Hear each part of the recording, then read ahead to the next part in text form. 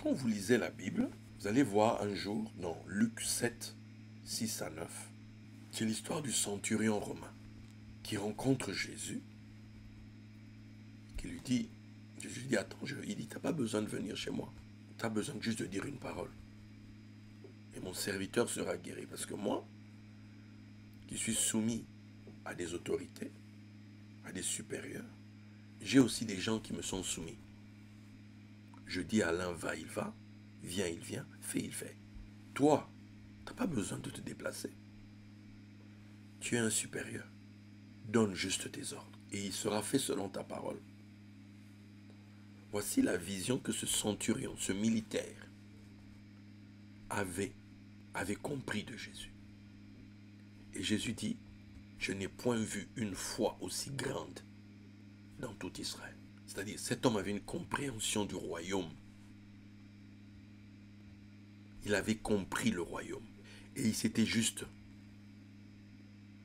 Il avait fait une transposition avec l'armée.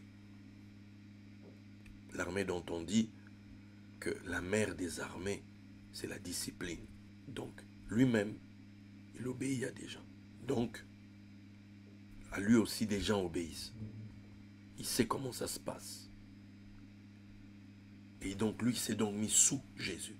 Il a mis Jésus à une certaine position.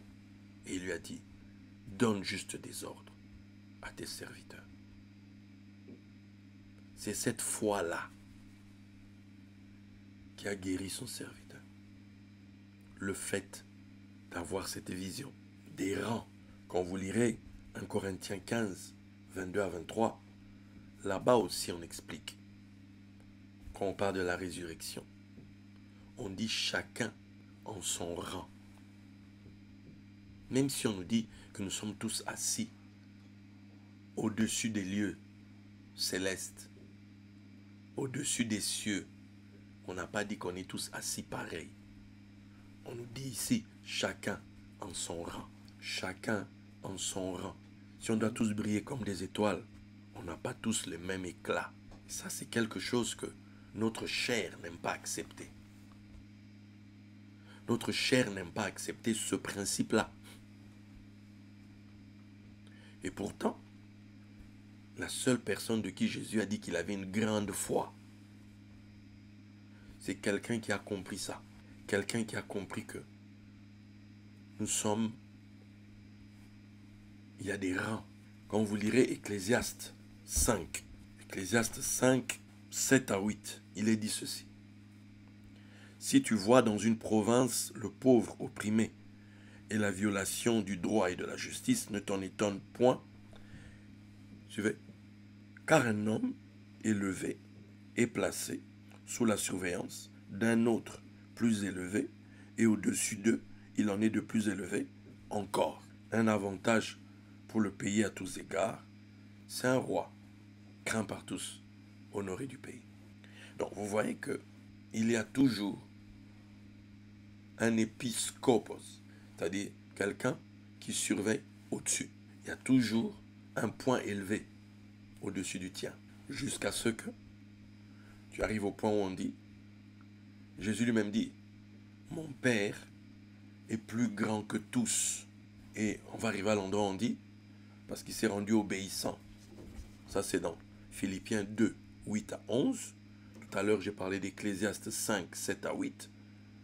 Maintenant je parle de Philippiens 2, 8 à 11. On dit parce il s'est rendu obéissant. Ok. Jusqu'à la mort, il s'est humilié lui-même, se rendant obéissant jusqu'à la mort, même jusqu'à la mort de la croix. C'est pourquoi aussi Dieu l'a souverainement élevé et lui a donné le nom qui est au-dessus de tout nom. Il y a d'autres noms. Il y a des noms. La question est de savoir, est-ce que ton nom est au-dessus de tout nom? Quelle est la position qui est la tienne? Parce que c'est un principe. C'est un principe. J'ai aussi parlé d'Ecclésiaste 5, 7 à 8. Bien. Maintenant, vous allez aussi voir dans Genèse 49, là-bas on dit à partir du verset 25 à 26, c'est l'œuvre du Dieu de ton Père qui t'aidera. C'est l'œuvre du Tout-Puissant qui te bénira. Des bénédictions des cieux en haut, des bénédictions des eaux en bas, des bénédictions des mamelles et du sein maternel. Les bénédictions de ton Père s'élèvent au-dessus des bénédictions de mes pères. Donc, si c'est Jacob qui parle, donc il dit que lui, ses bénédictions à lui, sont supérieures aux bénédictions d'Isaac et d'Abraham. Ces bénédictions sont au-dessus des bénédictions des pères jusqu'à la cime des antiques collines. Waouh! La cime, c'est pour dire, la cime, c'est au-dessus des antiques collines.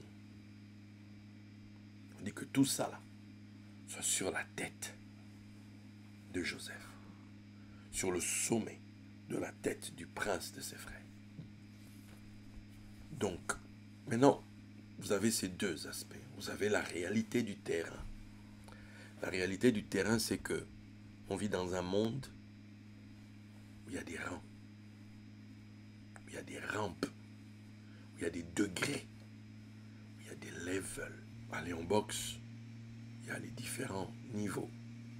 Il y a les poids plumes, poids légers, poids moyens, mi-lourds. Il y a les welter avant ça, les mi-lourds, les poids lourds. Il y a les très lourds. Tous, c'est des boxeurs. Mais ils ne boxent pas tous dans la même catégorie. Tu vas à l'armée, il y a des grades. C'est tous des soldats. Mais ils n'ont pas tous le même grade. Il y a juste des soldats de rang. Il y a des sous-officiers. Il y a des officiers, des très hauts officiers du pays. Dans le royaume, c'est comme ça. Voilà pourquoi quand quelqu'un souffre, quand quelqu'un est à l'école, l'objectif, c'est qu'il ait le nom le plus élevé possible. Qu'il en sorte avec un diplôme, si on part dans la réalité. Si possible, quand tu fais des études, selon le potentiel que Dieu t'a donné, que tu puisses sortir de là avec le diplôme le plus élevé qui soit. En tout cas, que tu peux atteindre. C'est ça l'objectif.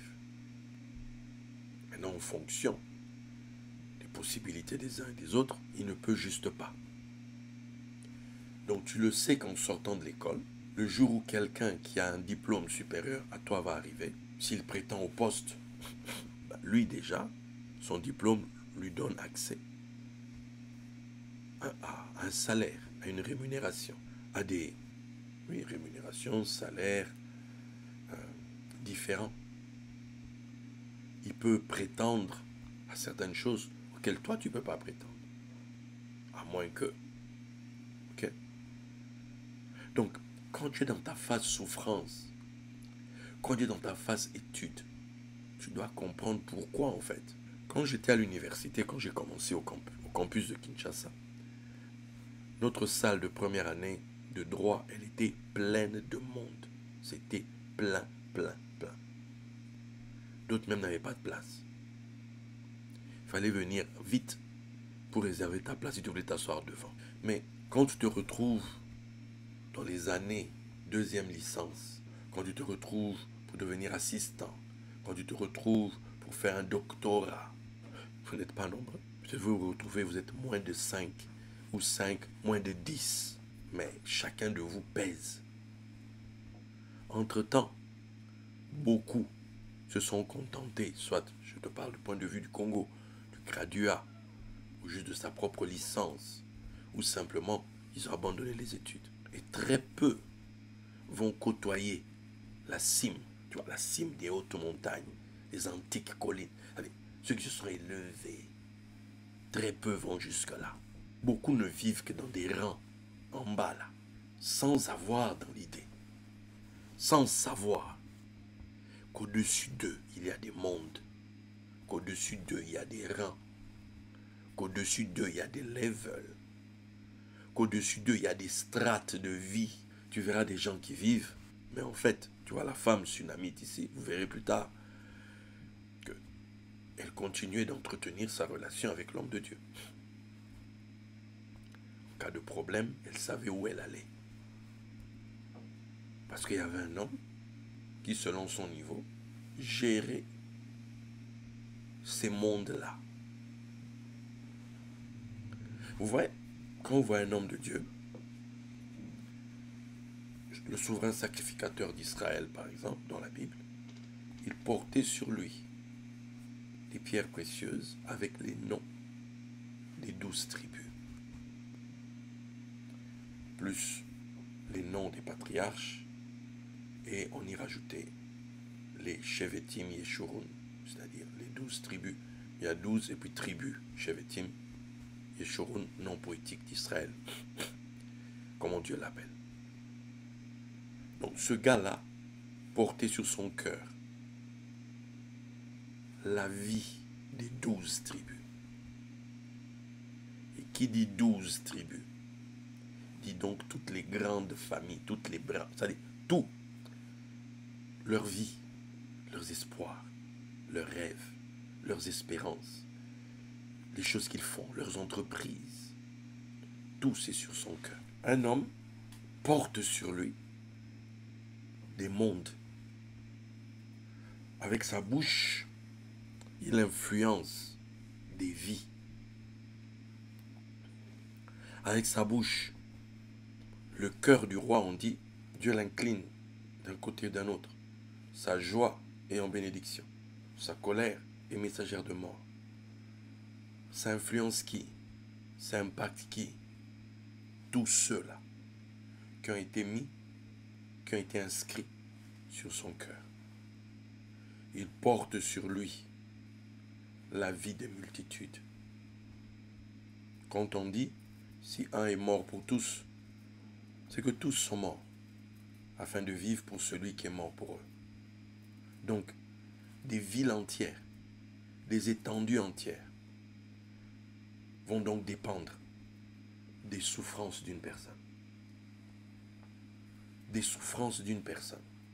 Du point jusqu'où va aller une personne. Donc, toute une étendue peut se retrouver à dépendre d'un trône, d'un siège, de comment cette personne est et ça impacte. Voici donc un homme qui entre dans une maison et rien ne change dans cette maison. Dans les apparences, rien n'évolue, rien ne bouge. Le problème est toujours là. La situation est toujours là. On est à un niveau. Et puis soudainement, la lumière brille dans l'intelligence de cette femme. Et elle comprend qui est l'homme qui est en face. Et donc elle réalise que la manière qu'elle traite avec lui n'est pas conforme à son rang. Alors là, elle élève le niveau. Elle élève les standards de comment elle traite avec cet homme. Elle le nourrissait déjà. Elle le recevait déjà chez elle à table. C'est ce qu'Abraham avait fait. Ça avait suffi pour que Sarah, une parole sorte pour elle. Ce que l'on sait moins, c'est que 3 jours avant, d'après la tradition, Abraham avait reçu la visite de Dieu, qu'il avait parlé de la circoncision et il l'avait faite. Ici, il n'y a pas de circoncision. Il vient là-bas plusieurs fois. Rien ne change. Est-ce que c'est l'homme de Dieu qui a eu à changer? Non. C'est la femme qui devait monter. Il y a des situations dans vos vies qui sont dans un statu quo, eu égard au niveau où tu te tiens, eu égard à la position qui est la tienne.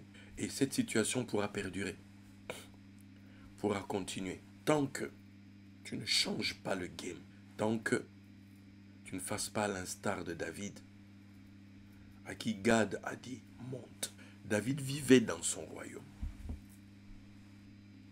Et il y avait un lieu stratégique. Il y avait quelque chose à faire. qu'il n'avait jamais fait. Pourtant, il savait que l'endroit là, c'est Morija. L'endroit là, c'est là où on a mis la tête d'Adam. L'endroit là, c'est là où Abraham est allé avec Isaac. C'est cet endroit là. Et cet endroit était entre les mains d'un Jébuséen.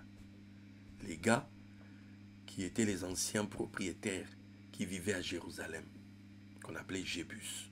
Les gars qui se moquaient de David, que lui ne pourra pas entrer dans la ville. Morija, lieu hautement stratégique, était entre les mains de ces gars-là. David vivait sa vie. David évoluait tranquillou.